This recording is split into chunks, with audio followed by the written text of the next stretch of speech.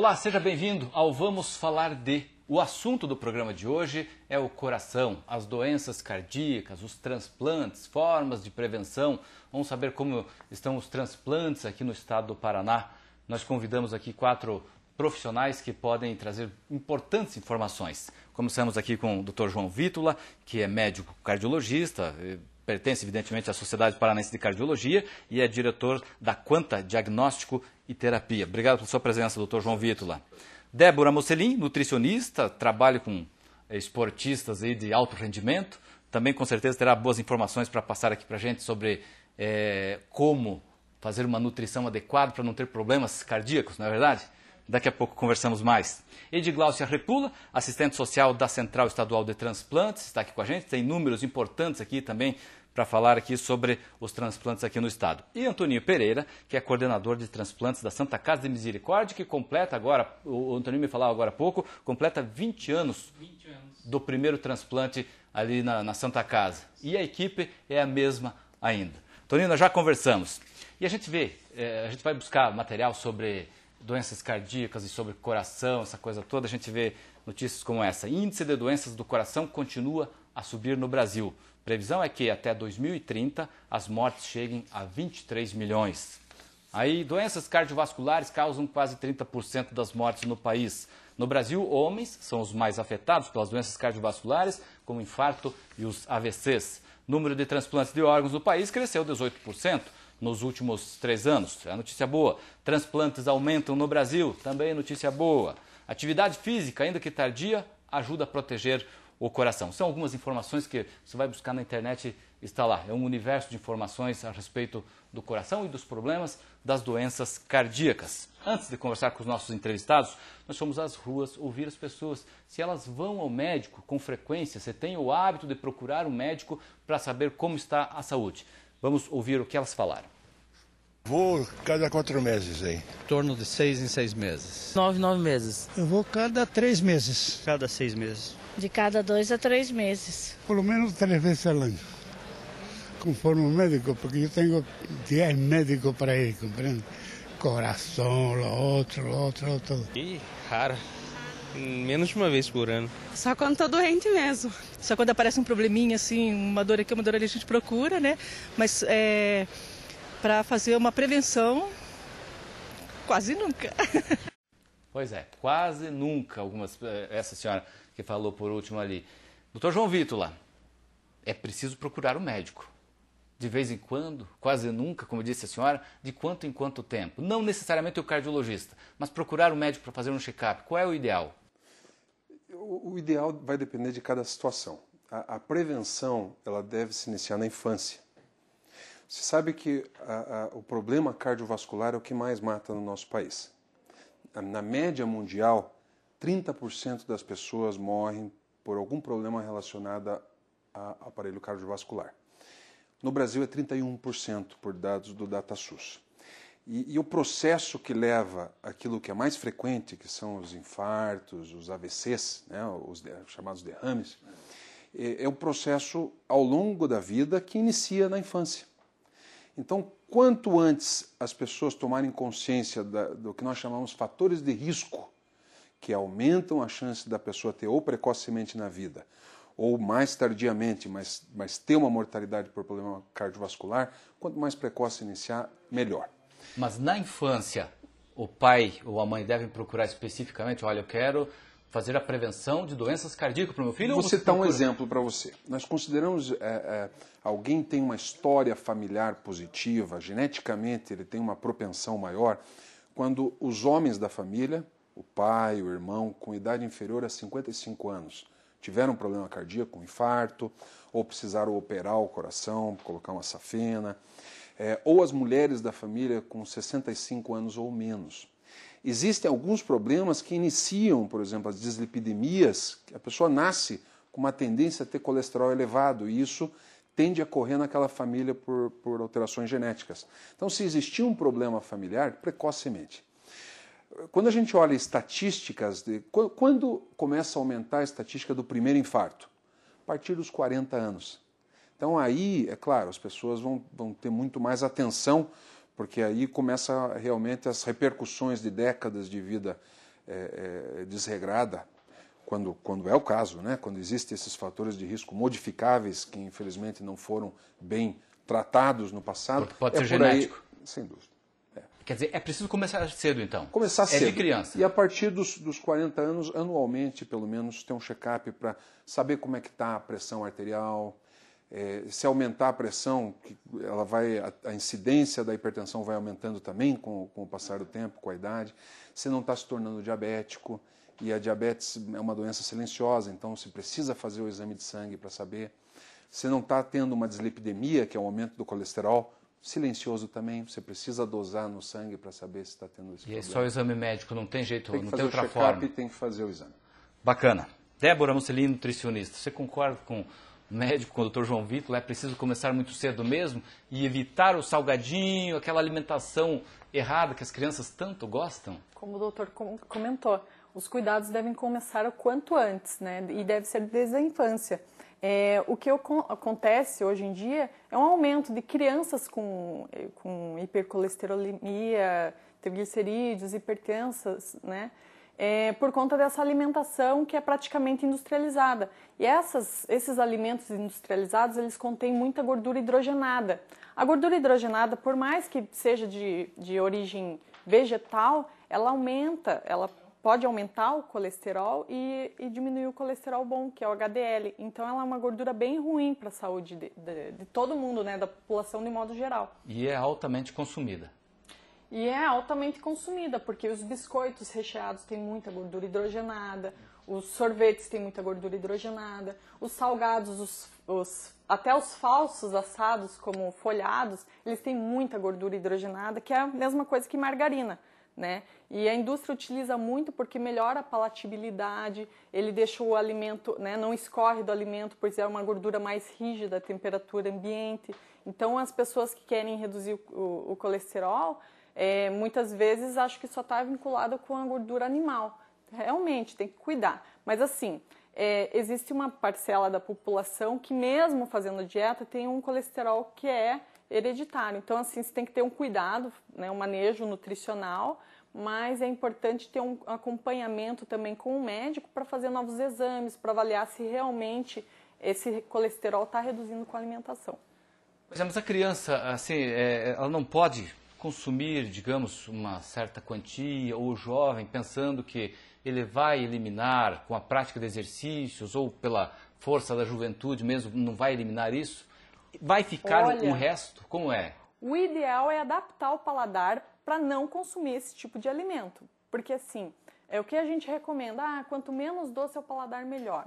Né? Então assim, evitar o consumo de açúcar. A gente não precisa adicionar açúcar em tudo. A gente é acostumado com isso porque os adultos vão colocando, né, toda hora um pouquinho na boca das crianças e isso é altamente viciante, né? Por que viciante? Porque você fala para a pessoa, vamos cortar o açúcar, a pessoa já fica desesperada, né? Não consigo. Então a gente fala, vai cortando um pouquinho. E isso acontece também com as gorduras, né? Para você conseguir ter uma alimentação um pouco mais saudável, é importante você ter um manejamento adequado dessa dieta. Então eu não posso... Sabe por quê? Porque as pessoas que ficam muito tempo sem se alimentar, elas acabam tendo mais afinidade por alimentos que fazem reserva de gordura. E quais são eles? Os doces e as gorduras. Então a gente recomenda que a pessoa tenha uma alimentação regular para que ela nunca esteja com muita fome. Porque quando você está com fome é uma necessidade fisiológica. Você vai procurar o alimento que vai fazer reserva. E são esses alimentos que também prejudicam a saúde de um modo geral. Então não dá para pensar daquela forma que... Porque é criança, tem muito tempo ainda, porque sou jovem, pratico exercícios, eu posso consumir de qualquer forma. Hoje mesmo, na hora do almoço, eu vi de alguém que come gordura porque um dia vai morrer. Mais cedo ou mais tarde. Como é esse raciocínio aí? Olha... Não pode?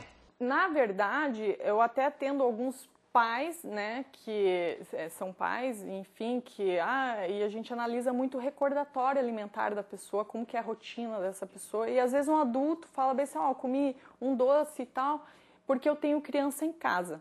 Eu olho e penso assim, poxa, daí que não deveria ter esse tipo de alimento por ter uma criança em casa, né? Então, assim, dentro do ambiente familiar, evitar ao máximo esse tipo de alimento.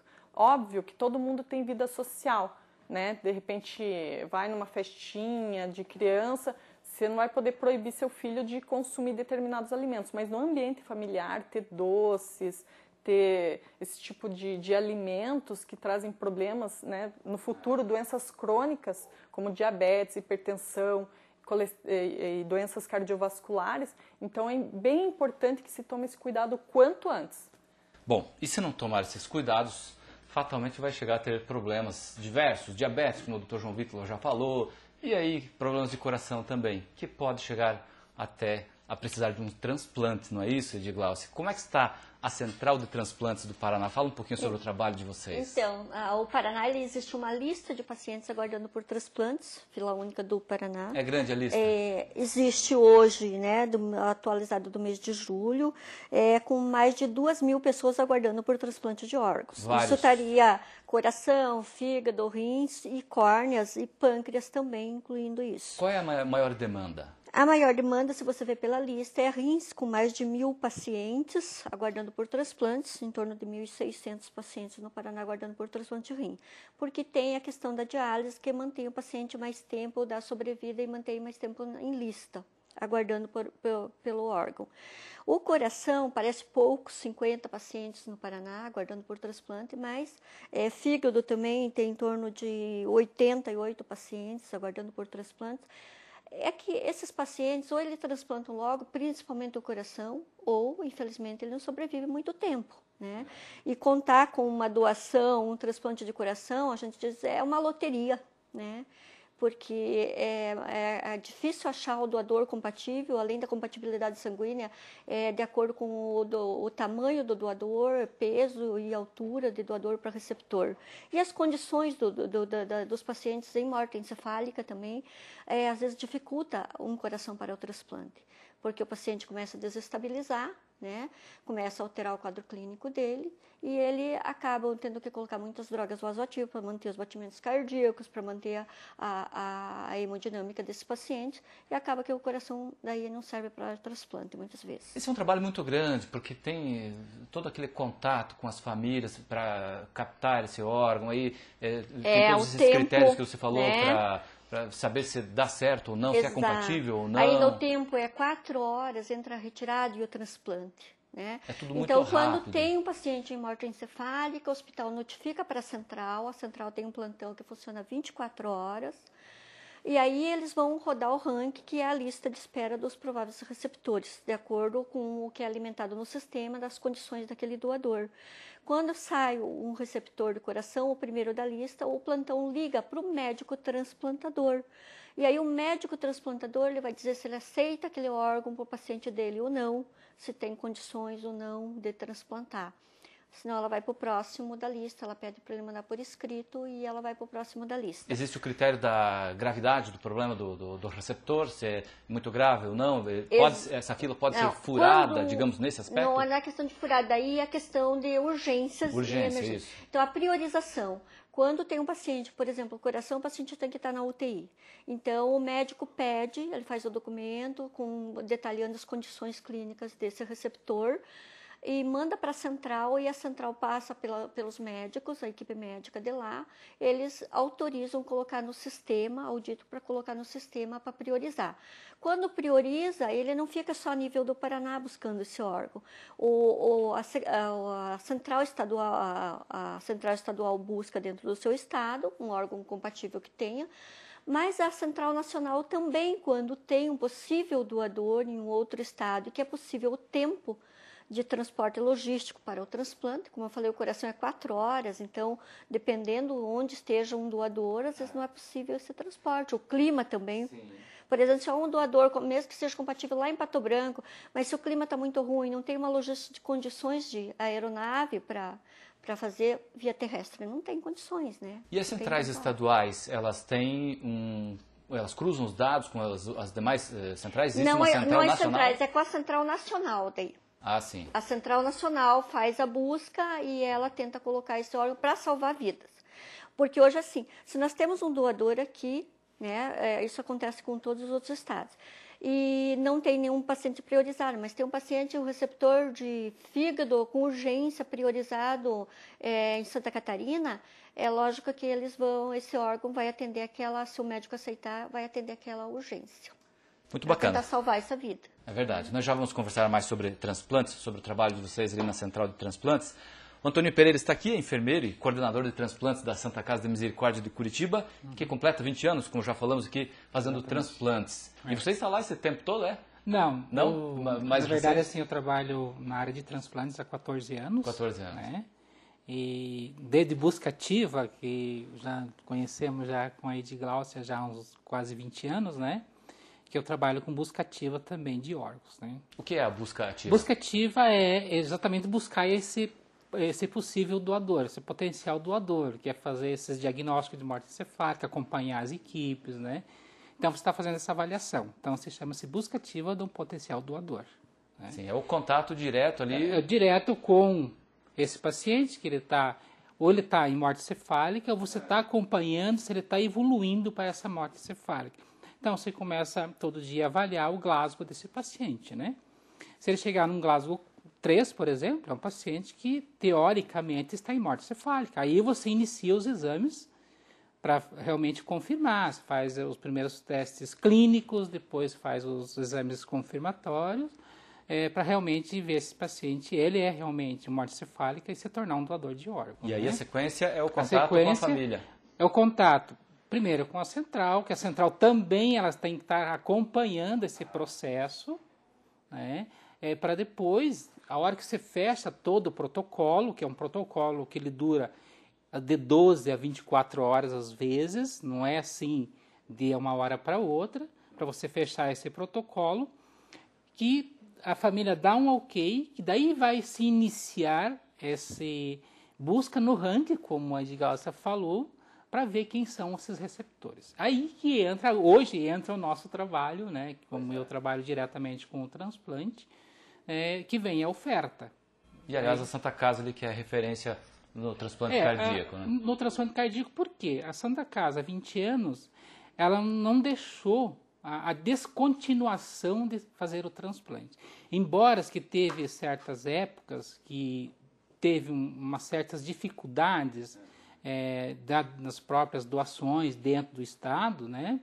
Mas, mesmo assim, a Santa Casa estava apta com a equipe para fazer o transplante. E o interessante de tudo isso, a equipe é a mesma. Foi-se quem fez o primeiro, né, já há 2 anos, infelizmente ele partiu dessa para melhor. Como é que é o nome do médico mesmo? Era o Dr. Iseu Sim. Costa, né, que fez o primeiro transplante, né, ali na Santa Casa. Mas a equipe continua. Mas a equipe continua com o filho, que é o Dr. Francisco, que ainda é o chefe da equipe de transplante cardíaco, né? Muito bacana. A gente falou aqui do contato com as famílias, é preciso que se diga aqui que não existe mais, a legislação mudou, aquela coisa de deixar na carteira de identidade, uma cartinha escrita, qualquer documento que eu diga que eu quero ser doador. É a família que vai autorizar. Não é? Assim, eu quero ser essa palavra que você falou é bem importante. Eu quero ser um doador. Mas eu preciso dizer para a minha família. Para a família. Uhum. Não é no papel. É a família que vai dar ok. É a família que vai dar ok. Né? Então, eu sempre falo que a gente sempre está conversando com reuniões, conversando com outras pessoas que chamam a gente, que tem experiência, para estar comentando a respeito do assunto. Então, até numa roda de amigos, essa palavra, eu quero ser um doador, ela é importante. Porque, de repente, a minha família não teve oportunidade porque a minha família mora longe. Ela não teve essa oportunidade de ouvir isso da minha própria boca, que eu quero ser um doador. Mas, nesse momento, a Glaucia também conhece a minha família, ela pode chegar e falar, não, o Antoninho ele quer ser um doador, porque ele falou, nós estávamos numa roda de amigos e ele falou que ele quer ser um doador. Aí, então, isso é uma coisa que ajuda bastante as próprias famílias tomarem essa decisão, né? Porque muitos falam assim, não, ele não falou que queria ser um doador, a gente não vai doar. Certo? Então, por isso que qualquer conversa nesse sentido é muito importante. É preciso que tenha ocorrido essa manifestação, não é? Com certeza. Tá bom. Eu só quero colocar mais uma enquete que nós ouvimos algumas pessoas, se elas costumam ir ao cardiologista.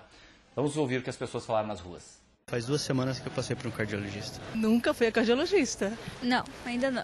Não, ainda não. Pelo menos esse ano não. Cada 4 meses a Santa Casa me convoca e eu faço uma revisão médica. Check-up periódico, pelo menos 2 vezes ao ano, é uma questão essencial. Igual um carro, né? O carro tem que estar motor funcionando bem, né? Então isso daí eu procuro ir sempre, né? Essa comparação é interessante, igual um carro, tem que ter essa manutenção. Nós vamos fazer um rápido intervalo, nós já voltamos conversando aqui com o Dr. João Vítola sobre o motor desse carro. Tem que ter essa manutenção ou não tem? Nós já voltamos.